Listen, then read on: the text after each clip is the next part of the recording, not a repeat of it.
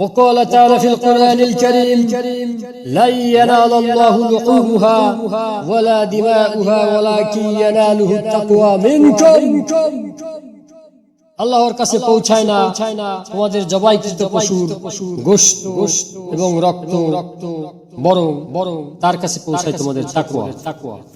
কুরবানির মতো এই মহিমান্বিত ইবাদতের নিয়তের বিশুদ্ধতা ধরে রাখার জন্য আল্লাহ তাআলা অন্যত্র বলেছেন ফাকুলু মিনহা ওয়া আত'ইমুল বাঈসাল ফাকীর, তোমরা তা থেকে নিজেরা খাও এবং দুস্থ ও নিঃস্বদেরকে খাওয়াও।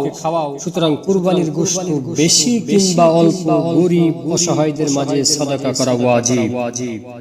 আল্লাহ সুবহানাহু ওয়া তাআলা সূরাতুল হাজের 36 নম্বর আয়াতে বলেছেন ফাকুলু মিনহা ওয়া আত'ইমুল কানিআ ওয়াল মু'তাররা কাযালিকা সাখখারনাহা লাকুম লাআল্লাকুম তাশকুরুন।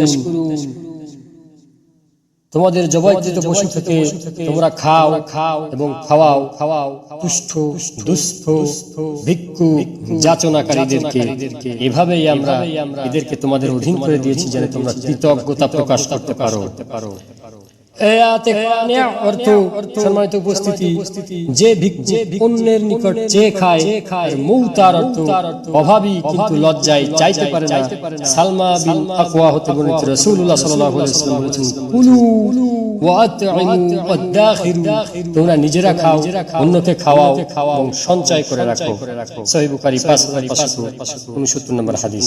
এখন প্রশ্ন হচ্ছে কতটুকু খাবে আর কতটুকু বিতরণ করবে?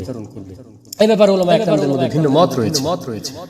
এখানে বিষয়টি একেবারেই উন্মুক্ত, ব্যাপক, ইচ্ছাধীন। অধিকাংশ জমহুর উলামা একরামদের মতে 1/3 নিজে খাবে, 1/3 দান করবে এবং 1/3 হাদিয়া দিবে। এটি আব্দুল্লাহ বিন উমর, আব্দুল্লাহ বিন মাসউদ থেকে বর্ণিত। আবু জাফর নাহাস বলেছেন অধিকাংশ উলামার মধ্যে ইবনে উমর, ইবনে মাসউদ, আতা সাউরি রাহিমাহুল্লাহ তাদের মতে 1/3 দান করবে, 1/3 হাদিয়া দিবে ও 1/3 নিজ পরিবারের লোকজন খাবে। আর যদি 1/3 বেশি নিজেরা খায় তাও জায়েজ, সম্পূর্ণটা দান করে দেওয়াটাও জায়েজ। আল্লাহু তাআলা আ'লাম।